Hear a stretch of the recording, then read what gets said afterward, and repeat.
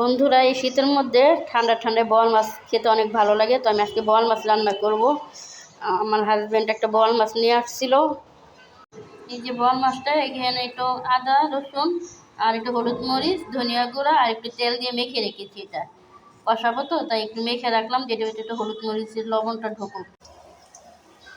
এমন দেশটি কোথাও গেলে পাবে না কো তুমি, সকল দেশের রানী সেজে আমার জন্মভূমি। বোয়াল মাছ কাঁচা কষিয়ে আর নতুন আলু দিয়ে কাঁচামরিচের ঝাল দিয়ে রান্না করলাম। এখানে কয়েকটা পেঁয়াজের কলি দিয়ে দিলাম কষানোর মধ্যে। তো সবজির মতো লাগবে আর কি তরকারিটা। আমি একাই খাবো, আমাদের ঘরে তো খায় না, তো আমার জন্যই রান্না করা হয়েছে। তো সবাই চলে আসবেন বন্ধুরা।